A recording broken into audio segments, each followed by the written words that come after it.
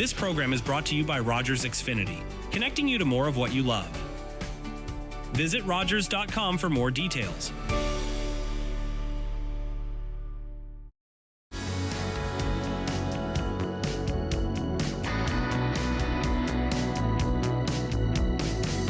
Hello and welcome to HealthLink, a program connecting home, community, and healthcare. My name is Carol Merton, and today I am delighted to welcome two guests to the program.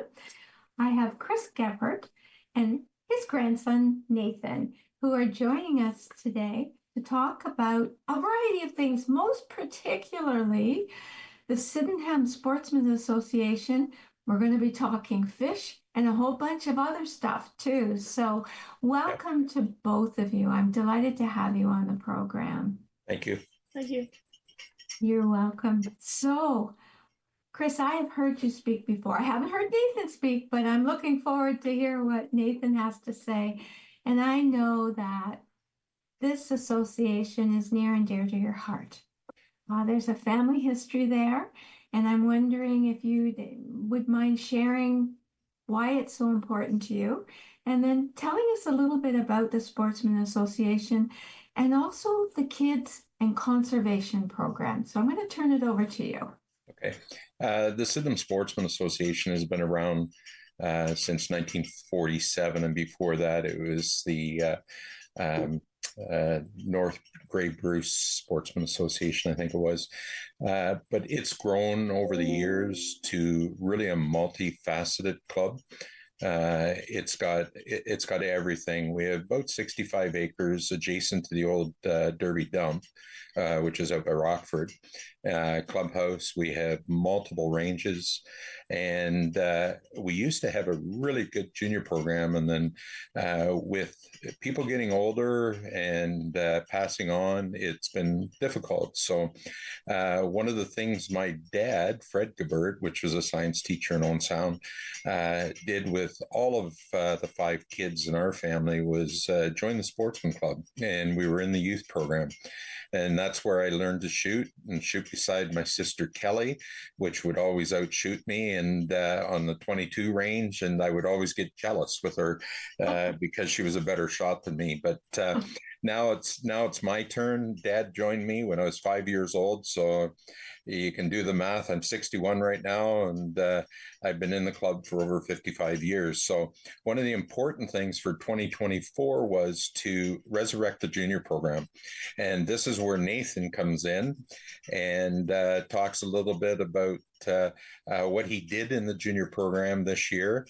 And we had 3 events where we had juniors come out. And if parents are watching this and they want their kids to come out and enjoy this stuff, and it's a lot better than gaming. It's a lot better than being behind the TV. It's actual hands-on stuff. So Nathan, can you just tell us a little bit about what you did in the first junior day that you were involved in on the Sunday? So we, me and my brother, went to this little like hut thing with, and you were able to shoot 22s and some other guns that I kind of forget, but they had like scopes, and you could they would put like signs out or like papers, and you would shoot the paper and try to get your best into the middle, and then you would run out and grab it and see how good you did. And then after we started to use like these metal things of like animals. So there was like a polar bear or like bears, and then there was like groundhogs, wasn't there? Yeah, there was like groundhogs, yeah. And like what's it called? Beavers and stuff like that. So like animals from like in the forest and stuff, and then you'd shoot them, and you would hear like a metal like sound, so that you can know that you hit it. And then we also did arrows. We shot bow and arrows there, and then we went down to this lake with like trousers on, and we went in the water and looked for like crayfish. And you actually seen a water snake? Oh yeah, I we think. saw a water snake in the bushes. Yeah. Yeah, a lot of people quiver with that. One of the things I want to mention about the ranges is the emphasis is for the kids is safety. And before you even touch a gun, there's about an hour session where Nathan and Logan, his brother, and there was, I think, 6 other kids that participated, and they have range masters on those ranges to ensure when you see a gun, what the safety aspect is. And too many kids you hear in the States shooting their brothers and sisters where they find a loaded firearm, and the first time you pick up a firearm, first thing you do is check it to make sure it's not loaded. So that's really important. But what I think you even had bird identification where you went and seen birds, and that's one of the guys in our club, John Ford, that takes the kids out into our wildlife area, which is adjacent to the club. And we have wildlife gardens that we've put in wildflowers. And this year, when I was cutting past, it's actual nature trails in those, I think it's about a 3-acre lot. And it's all grown up. But I come around the corner and there was a mother doe with her 2 fawns on the path. And I just sat there and watched them for probably about 15 minutes. And then they moved away, and I went around the corner again, and there was a cottontail rabbit with her 4 babies. So it is a real wildlife area. And it's not about just hunting and fishing. It's about preserving and helping out wildlife too. And you also can, they also teach you of identifying trees, different trees, and identifying like the leaves of the trees, of how it looks like pine trees and stuff like that. So we would go in this trail with like trees on both sides. So then you would walk down, and I forget his name, but he would show us what the trees are, and you could feel them and smell them and stuff, and it would show you how to identify them by a most important part of it. Excellent. One of the big things with my dad was, as a science teacher, he'd take you out and say, you don't even need a toothbrush in the wildlife. All you do is take red osier dogwood and put it in your teeth and brush it, and it's got a minty taste. So there's all kinds of things people don't know about the outdoors. I have a question. This is fascinating. So, Nathan, was it what you expected? What was the most meaningful thing, if you can pick one thing out of that whole time you were doing all of this, that really, really captured you? You just didn't even realize you'd experience it. It was really cool. Can I talk about the bird boxes? Yeah. It was really cool building a bird boxes.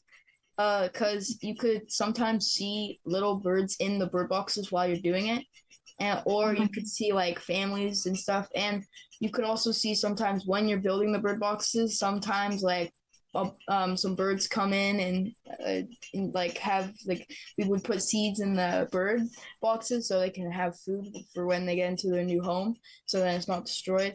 And when we were doing it, there was like a lake behind it with a bunch of animals. It was like really cool. So when we were building the bird boxes, I could see new types of birds that I've never seen before go into like houses. I can sense your enthusiasm. I can't help but think that messaging to other kids to draw them in and appreciate the nature around us is absolutely excellent. Now, conservation and kids. I mean, I think the whole conservation aspect of the Sydenham Association is so critical. Chris, can you speak a bit more about that? To me, it's the root of our association. And I'll give you a couple examples. This year and last year, we had the fishing frenzy pond where a lot of kids haven't fished. They don't know what fishing is about. And we brought this pond in, stocked it full of fish, and there was so many kids that we couldn't keep up to it. This year, we're going to have it for the full 10 days. And it's absolutely amazing seeing kids catch a 5-pound rainbow and, turn to their mom. We had one little kid grab the rainbow. We were going to clean it for him so they could take it home and eat it. And he put it between his arms, walked out of the tent and says, "Don't you touch my fish." And talk about really hitting you right in the heart. That's for me, that's what it's about. Like Nathan talked about, seeing different types of birds. What better experience? My dad always said, classroom is good, but taking them out in the wilderness. And I'm sure there's a lot of people in Owen Sound were taught by my dad. And you'll remember the pond in the classroom and looking at copepods and all kinds of different wildlife under the water. Yeah. And it's just an amazing thing. It's so important to keep this alive and going.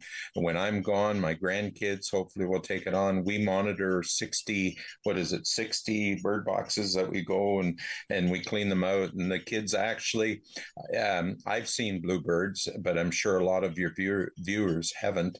And my 3 grandsons were cleaning out a box, and there was 4 fledglings, and it was a mother blue bird coming in and feeding those birds in the boxes that we put up. So it's key and it's important. And there's so many things.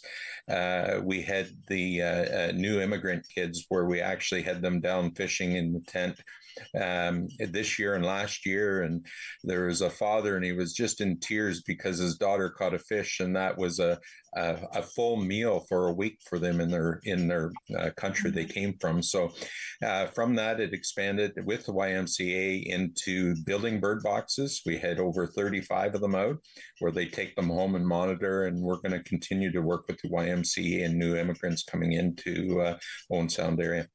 Excellent. So I have a question for Nathan, and then I'd like to talk more about the hatchery, because that really fascinated me. So Nathan, did you catch a fish? Yes. And did you have to clean it? Yeah. Good one. I take all my grandsons, and we've taken them since they've been 3 years old up north to Chapleau, and we fish for walleye. And this year we went actually to Miss Snabby Northern Walleye Lodge, and I take them in, and they got to help me clean the fish. And I think you went every time. Yeah. And we open up the bellies to see what they're eating, and I teach them what my dad taught me. Wow. And sometimes there was babies, or there's fish. There's sometimes when we get the fish, there was fish and a fish and a fish. Yeah. That is amazing. Yeah. Yes. Well, I must say, as a fisher woman in the past growing up, I had the experience of learning how to clean fish as well. And, it's an important thing to know that it's not just the catching. There's a whole part of this whole thing, which takes me to the hatchery. So you don't just fish, you help stock. We do a tremendous amount of work. If it's not planting trees, it's bird boxes. But we have 2 hatcheries, and thanks to the Ben Miller family that own the property now, and they continue to allow us to operate and do great things. And we have 2 fish hatcheries. One with, I think we have about 60,000 rainbow, and we'll keep them for a year, where they'll probably be stocked in April. Those fish are clipped, and we got 25,000 eggs. We did have a big die-off this year, and that goes on a number of things. It could be the females coming up and being battered at the mill dam, and and then you take the eggs and you get die-off. But I think we have about 60,000 salmon right now from those 125,000 eggs, and the guys are in there every day volunteering. I think they have about 20 men and women helping in there, and they go in. Right now, it's picking the dead eggs out and ensuring that those dead eggs are picked out, so you don't get the fungi and stuff growing in the fish that are hatching. But you got to take a look. This year, the Salmon Spectacular has seen more fish than ever. I think it's a lot of things. I think 4-year cycle for those fish. So COVID shut down everything. So there wasn't a lot of fish. fishing, and we're seeing those returns now. And we do clip the adipose fin. And there's different fin clips actually, but we can tell how many fish are stocked from the hatchery, and I think it's about 10 to 12%. Where in the wild, return is usually 3 to 4% return after they go by and they get eaten or they get taken by a cormorant or something like that. So certainly the efforts that you're making for conservation. But I really try and show. One walleye we cleaned had a great big perch in it. And then we cleaned the perch. It was that big and it had some minnows in it. So that's what he was referring to. And it shows the whole ecosystem of, you have people out there that won't eat fish and it's cruel to eat fish, but Mother Nature is the cruelest of all. And people need to know that. So you had frozen for a minute and I interjected for a moment. Okay, Sorry yeah. about that. But so conservation is, you actually are helping all people by conserving and restocking with fish. Yeah. It's for all. And that everybody thinks it just happens over the 10-day derby. For us, it's 365 days a year. And it's a lot of work. It's a lot of time and effort. Mike Prevost, our hatchery manager, he said, the only way I can quit this organization is pass on. And we keep bugging Mike because he continues to work so hard and planning and organizing things. We have 750 members. And of those 750, you'll probably have 50 that do a lot of work. And then you'll have another 50 that, come out and support. And then you'll have a group of people when you call for help, they're out there helping. So, but it has been tough with getting people out to volunteer, and every organization is encountering that. But one of the things we find is conservation is so near and dear to people's hearts, and it's so important that we're getting new members, and we got some really, really good new members over the last couple of years. We actually had a work party this year, and everybody thought, oh, you won't get anybody out. And we had 25 people show up. And that's amazing when you get that pitch in this year, which our club has been involved with. It's now called Earth Day. We've been involved for probably over 45 years in that program. And we literally had 45 people show up to pick garbage along the Sydenham, some of the roadways, and some of the other rivers going into Onsa. When you and I've chatted before. Yeah. And I went online as well to look up even more information. And when I saw the list of all that you're involved in, the Sydenham Sportsmen Association, I had no idea. And I certainly encourage the public to go online, speak to a volunteer, because the outreach that you're doing in this community support is amazing. So what would you say to people who are watching the program? And this is to you, Nathan, as well, as far as getting youth involved. What would you say to encourage them? Is there a price to the membership? How could maybe a family get their children involved? For my family, I give them all Christmas presents. I got 4 girls and I got 9 grandkids, and I join them all. So that's their Christmas present for the year, and they love it. Out of that, you get an Ontario Federation magazine online or a hard copy, and you get to experience many activities that the club have. The Owen Sound Salmon Spectacular, you can come out and volunteer, and you can help stock fish. You can help, Nathan, you can mention that about you stocking fish with your or with your brothers at the fish hatchery, that type of thing too. At the fish hatchery, we would clean the fish so they tanks, could clean the tanks of the fish so then they could have like a clean habitat, and then we would feed them. So then later on, after we feed them and clean them and put them in their tanks, after a little bit we would stock them and put them in the water with this big fish tank with water. So then for people to fish, they would have big fish for them because the fish would eat and then get older and have more fish.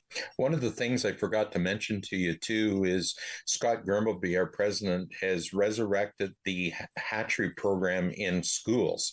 St. Mary's and a couple other local schools now have aquariums in the fish hatchery or in their classrooms, and Scott and Mike Prevost were taking eggs to put in them today, and the kids raise them. They actually name the fish and they stock them. And that program was canceled with COVID, and we did have 7 schools, but we're resurrecting it to get it back in. And I know Scott's been working with one of the teachers in St. Mary's, which has just been fabulous. Him and his wife are actually going to join the club because they want to help with the junior program. So if you're interested, you can go online. There is application forms. One of the things, if the parents are going to join, they do need a criminal check.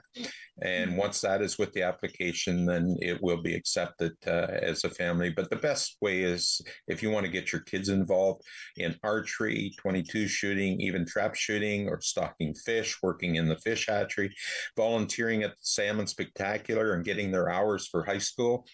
There's all kinds of things that you can do, right from tree planting to wildflower. And we are currently in the process of building a big bat box. And people say, oh, bats, they have rabies and everything. It's somewhat of a myth, but I understand there was one this year where one of the bats was rabied. But we're trying to get where people have bats in their houses and building those bat boxes just outside so that they can move into them, and they will. So I could talk to you here for 2 hours about stuff that we're doing and want to do. I think it's just absolutely excellent. When I was reading some additional information, this really captured me. They talked about fish culture and the Owen Sound Salmon Spectacular. And the phrasing is to answer the old question, which came first? In the case of the Owen Sound Salmon Spectacular, I definitely was the egg. You can't have the fish without the egg. Yeah. And I thought that was excellent.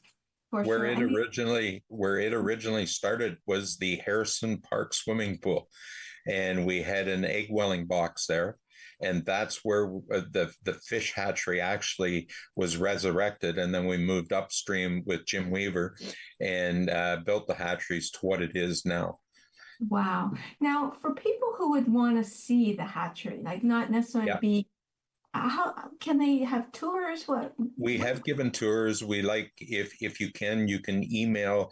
It's Sydenham Sportsmen Information at .com. It's on our website, and you email and say, "Hey, We've actually taken kids classes with their teacher through to just show them the hatchery and what it's all about. And we have done that, but we have to set something up ahead of time.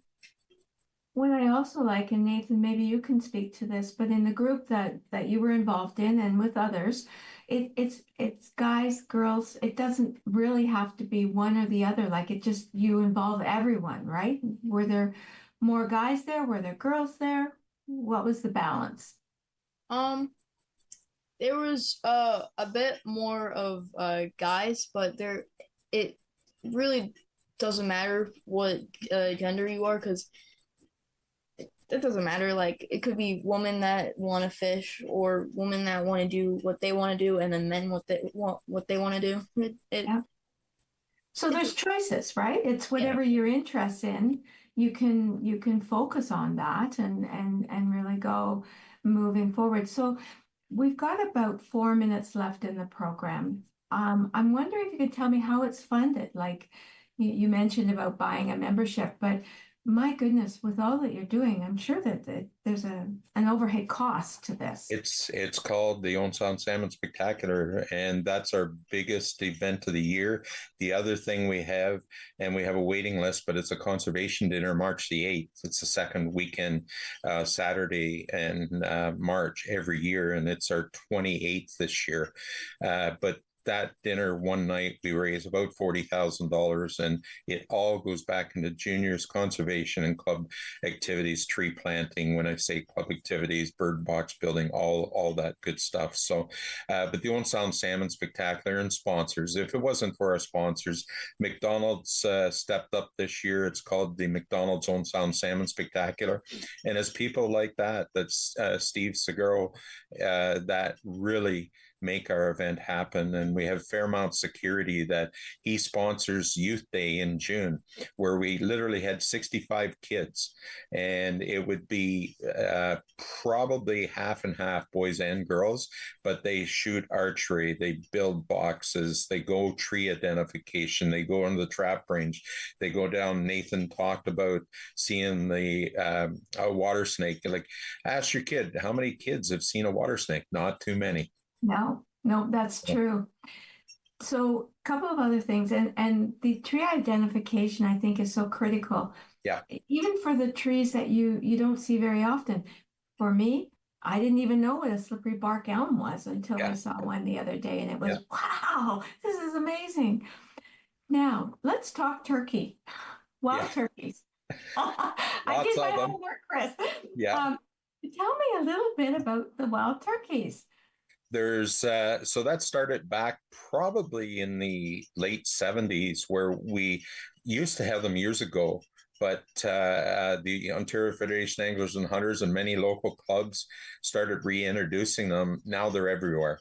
This winter will be tough on them because they're a bird that scratches to get their feed. So when you have 4 feet of snow, that's a lot of scratching to get down to the corn. One of the things our club did this year is work with local farmers, pay them for their crops to leave them on, so that wild turkeys, deer, and other animals can utilize those crops. And I think we have about 4 to 10 acres of crops throughout Grey Bruce that is like that. So, but wild turkeys, there's a hunt spring and fall, and they are good eating if you get the opportunity to get one.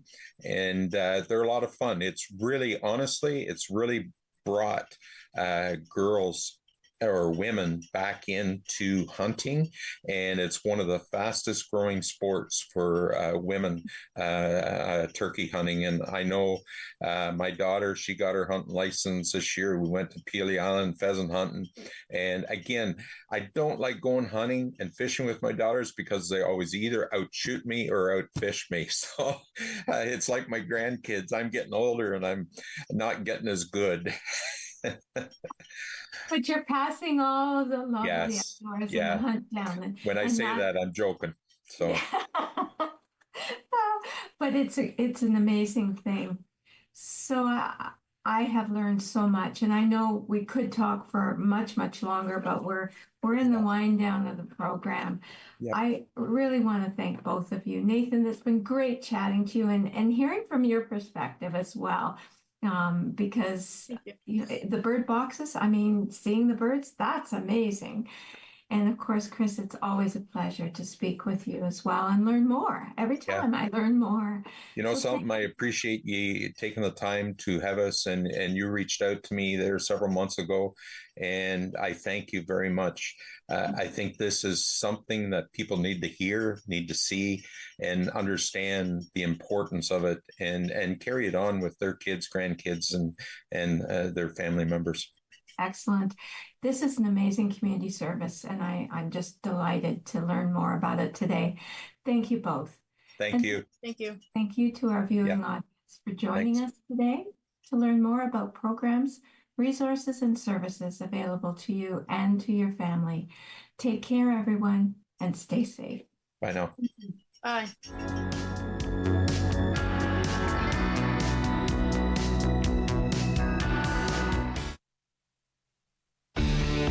Connect with us by visiting our website or email us at comments@rogerstv.com.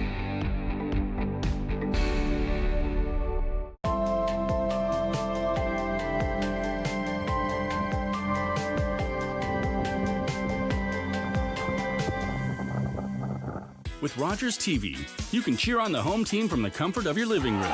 We'll head to the rink, the field, the court, or the pitch so you don't have to. Tune in and cheer on your local amateur athletes on Rogers TV. My childhood was quite difficult growing up in the foster system. As a foster child, you don't get access to a lot of the same opportunities that biological children would. When I started post-secondary, the grants that I received from children